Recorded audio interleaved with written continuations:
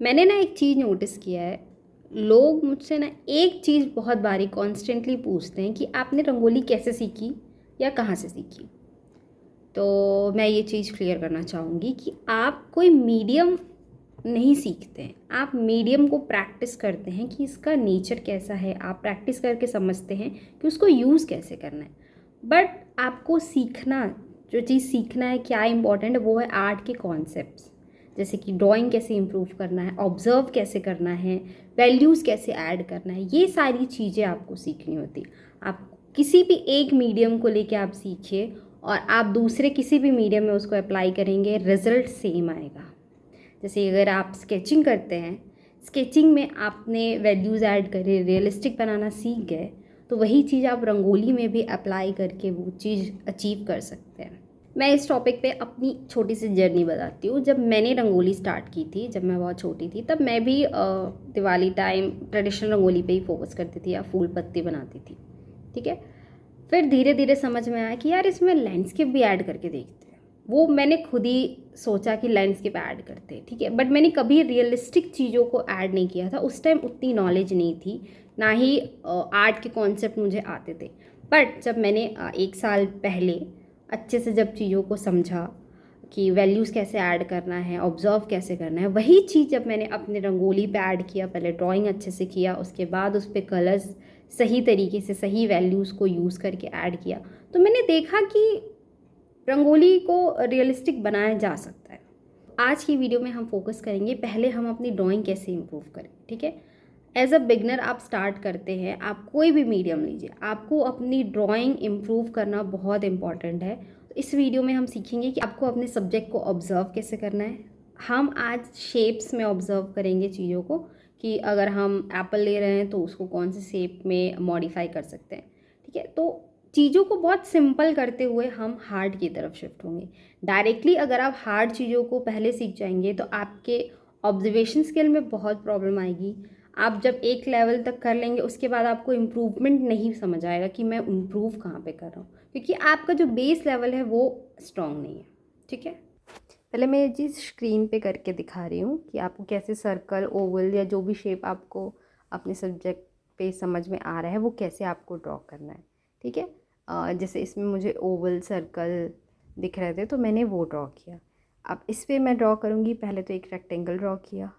ठीक है, ये मैं पहले रेक्टेंगल ड्रॉ कर रही हूँ, उसके बाद स्ट्रेट लाइन, फिर ओवल, जो भी शेप समझ में आ रहा है वो बनाई। जिससे केटली का जो माउथ है उसको मैंने सिर्फ एक वेव दे दिया। ठीक है, आप चाहे तो पूरा शेप बना सकते हैं। ठीक। जैसे मैं रंगोली के लिए आपको बता रही हूँ, जब आप रंगोली बनाएंगे तो आप हमेशा नीचे रखेंगे अपना शीट। ठीक है।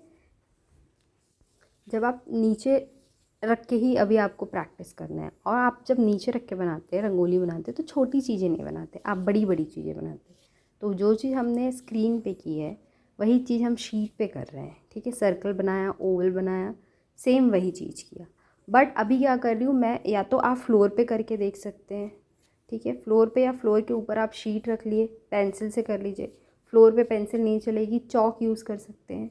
जो भी आपके पास मटेरियल है, कोई एक्सपेंसिव चीज़ें नहीं लग रही हैं, नॉर्मल पेंसिल या चॉक या जो भी। फ्लोर पे चॉक चल रहा है तो आप बिल्कुल यूज़ करिए, टाइल पे नहीं चलता इसलिए मैंने शीट बिछाया है। ठीक है। और आपको बड़ी बड़ी ही ड्रॉ करनी है, क्योंकि आप रंगोली में छोटी ड्राइंग नहीं कर सकते। ठीक।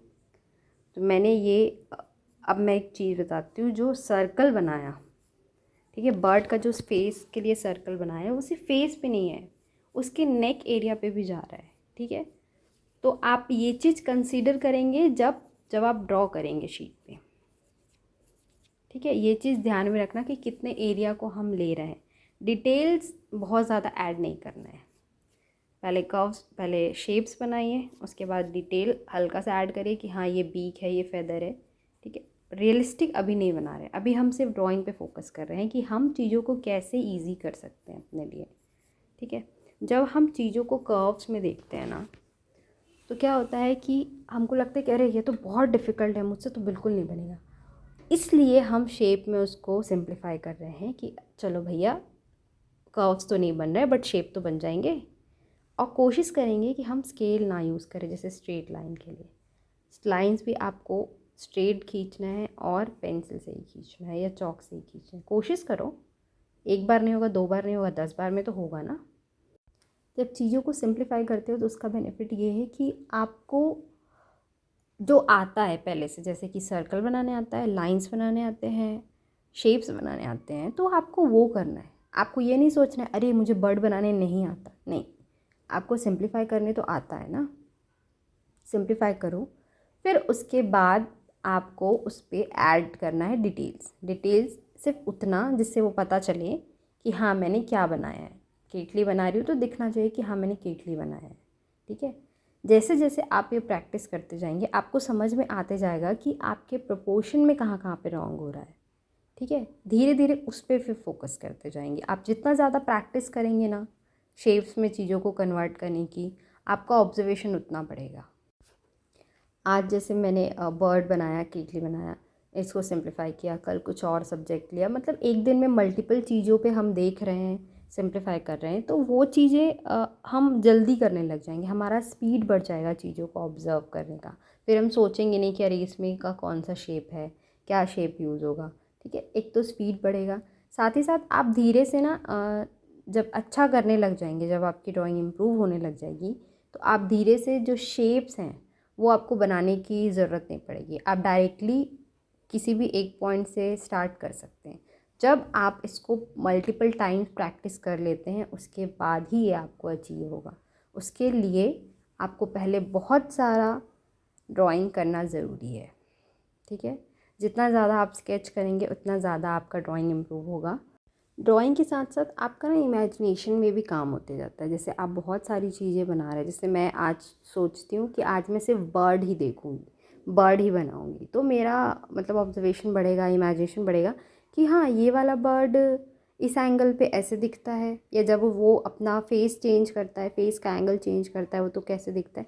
तो ये आपको मतलब याद रहने लगेगा कि हाँ ये बर्ड जब मूवमेंट करेगा तो कैसा दिखेगा, ठीक है। आप अलग अलग तरीके से एक्सपेरिमेंट भी कर सकते हैं। जब आप स्केच कर रहे हैं, जब आप अपने लिए सिर्फ ड्रॉ कर रहे हैं, कोई आपको रियलिस्टिक काम नहीं करना है, सिर्फ एक्सपेरिमेंट करना है, तो आप एक्सपेरिमेंट से सबसे ज़्यादा सीखते हैं कि चलो आज इसको ऐसे ड्रॉ करके देखते हैं, या आज थोड़ा चीज़ों में कोशिश करते हैं एक ही ड्राइंग में अलग अलग एंगल ऐड करने का। तो उन सब चीज़ों से ना आपका इम्प्रूवमेंट ही होगा।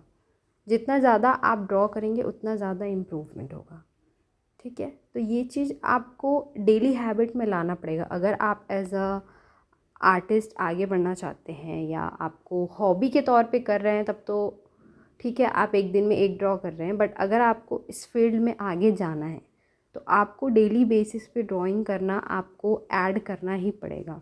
एटलीस्ट तब तो डेली तो करना ही है, बट जब आप बिगनर लेवल पे हैं तब आपको तो करना ही करना है, ठीक है। अब हम बनाएंगे स्कल, ठीक है। ह्यूमन स्कल, जैसा स्कल का स्ट्रक्चर है वैसा ही हमारा जब हम फेशियल फीचर्स बनाते हैं, जब पोर्ट्रेट बनाते हैं तो भी वैसा ही होता है, ठीक है। लोमिस मेथड जो है वो ऑलमोस्ट ऐसा ही होता है उसका। जब हम स्टडी करते हैं, लोमिस मेनली स्ट्रक्चर का स्टडी है, तो ये भी जो हमारा हेड का स्ट्रक्चर होता है स्कल मेनली उसी के लिए होता है, ठीक है। तो मैंने क्या किया, एक सर्कल बनाया, नीचे ट्रेपीजियम जैसा एक शेप बनाया, ठीक है। आईज़ को मैंने ब्लॉक किया, आई सॉकेट है वो, ठीक है। आई नहीं है वो, आई सॉकेट है। आई सॉकेट ओवल जैसा मुझे रेफरेंस में दिख रहा है। नोज़ को मैंने ट्रायंगल शेप में कवर कर दिया, ठीक है। अब जहाँ जहाँ जो भी शेप मुझे समझ में आ रहा है, ठीक है, जो भी शेप मुझे दिख रहा है कि हाँ यहाँ से सिर्फ लाइंस में काम हो जाएगी तो मैं लाइन बना देती हूँ, ठीक है। सिर्फ स्ट्रेट लाइंस में चीज़ों को कवर कर देते हैं। टीथ बना रहे हैं, सिर्फ स्ट्रेट लाइन में कवर कर दो, ठीक। चीज़ों को डिवाइड कर रही हूँ मैंने, ऐसा सिंप्लीफाई किया, ज़रूरी नहीं आप भी ऐसा ही करेंगे, ठीक है। थोड़ा आपका 19-20 या कुछ आप एक्स्ट्रा सिंप्लीफाई कर सकते हैं, मुझसे हो सकता है। जितना ज़्यादा आप प्रैक्टिस करेंगे आपका सिंप्लीफिकेशन फीचर बढ़ते जाएगा आपके अंदर, ठीक है। तो हो सकता है आप मुझसे ज़्यादा अच्छे से सिंप्लीफाई कर ले जब आप इसको प्रैक्टिस करेंगे, बट प्रैक्टिस करना इम्पॉर्टेंट है, ठीक है। अभी तक मैंने किसी में भी डिटेल्स ऐड नहीं किया, यहाँ भी बहुत ज़्यादा डिटेल नहीं ऐड करूँगी, बट मैं हल्का सा थोड़ा सा इसमें वैल्यूज़ ऐड कर रही हूँ, ठीक है। ये भी आप अपने डेली बेसिस पे अगर करते हैं कि कहाँ पे लाइट टोन है, कहाँ पे डार्क टोन है, ये भी धीरे धीरे समझेंगे तो ये भी साथ ही साथ इम्प्रूव हो जाएगा, ठीक है। इसमें मैं क्या करूँगी, जहाँ पे मुझे डार्क दिख रहा है, ब्लैक या थोड़ा ज़्यादा डार्क शेड दिख रहा है, मैं वहाँ पे हल्का सा पेंसिल से शेड कर रही हूँ। धीरे शेड नहीं कर रही, सिर्फ रफली शेड कर रही हूँ, ठीक है। ये इसलिए कर रही हूँ ताकि मैं अपने लिए समझूँ कि यहाँ पे चीज़ें लाइट हो रही है, यहाँ पे डार्क, मतलब जहाँ पे शेड कर रही हूँ वहाँ पे चीज़ें डार्क हो रही हैं, ठीक है। ये जो सामने से जो आपको बोन दिख रहा है ना, जो तीत से लेके बाहर जा रही है, इसको बोलते हैं चिक बोन। तो एक एक चीज़ आपको ऑब्ज़र्व करना पड़ेगा कि कौन सी लाइन कहाँ से आ रही है। वैसे स्कल थोड़ा सा ज़्यादा मैंने स्टार्टिंग से ही बहुत ज़्यादा दिखा दिया, बट ये मैंने इजी टू हार्ड आपको जाने के लिए मैं इंट्रोड्यूस कराई कि आपको इजी से लेके हार्ड सब्जेक्ट में शिफ्ट होना है। ऐसा नहीं कि सिर्फ बर्ड बना रहा है, स्टिल लाइफ बना रहा है, नहीं। आज बर्ड बनाया, कल एनिमल बना, उसके आगे या आज फ्रूट्स बनाया, फिर धीरे से बर्ड, फिर फ्लावर, ऐसे करके आपको अलग अलग चीज़ों पे अपनी डिफ़िकल्टीज़ बढ़ाते जाना है, ठीक है। स्टार्टिंग में सिंगल चीज़ों को कंपोज करना, ठीक है, सिंगल चीज़ों को सिंप्लीफाई करना। उसके बाद धीरे धीरे क्या करना, मल्टीपल चीज़ें, मतलब एक के साथ दो, दो के साथ तीन, तीन चीज़ें सब्जेक्ट आप या तो रेफरेंस ले सकते हैं या खुद भी क्लिक कर सकते हैं। खुद भी क्लिक करोगे ज़्यादा अच्छा है, आपको समझ में आएगा कहाँ से लाइट आ रही है, कहाँ से लाइट आ रहा है, कहाँ पे शेडो बन रहा है, ठीक है। Self set subjects are much better than printed, तो आप अपने से भी क्लिक करके कर सकते हैं। लेकिन डिफ़िकल्टी जो है आपको लेवल बढ़ाते जाना है। ऐसा नहीं कि स्टार्टिंग में एकदम डिफ़िकल्ट सब्जेक्ट ले लिए तो हम एकदम फाड़ देंगे एक बार में, नहीं। स्टार्टिंग में अगर आप डिफ़िकल्ट सब्जेक्ट लेते हैं तो जो मैंने पहले ही बोला कि आपका इम्प्रूवमेंट जो है रुक जाएगा, आपको समझ नहीं आएगा कि आप इम्प्रूव कहाँ कर रहे हैं, क्योंकि आप बहुत डिफ़िकल्ट लेवल से स्टार्ट किए, डिफ़िकल्ट लेवल आपका बन ही नहीं पा रहा है, तो आप डिफ़िकल्ट पे ही काम करते रह जाएंगे। फिर इजी भी जब आप करेंगे तो आपको लगेगा अरे मुझसे इजी भी नहीं बन रहा। इसलिए इजी पे फोकस करो, इजी जब समझ आने लगे, अच्छा होने लगे, तब जाके आप डिफ़िकल्ट वाले सब्जेक्ट पे शिफ्ट करेंगे। तो हमारी स्कल की ड्राइंग कंप्लीट हो गई है। इसमें मैंने बहुत डिटेल ऐड नहीं किया, हल्का हल्का सिर्फ शेड किया है और क्रैक्स के लिए लाइंस बना दिए, कर्व लाइन, ठीक है। इस वीडियो में इतना ही था। नेक्स्ट वीडियो में हम सीखेंगे कि हमको सिंप्लीफाइड स्ट्रेट लाइन से कैसे करना है, ठीक है। तब तक के लिए stay tune and thank you so much for watching.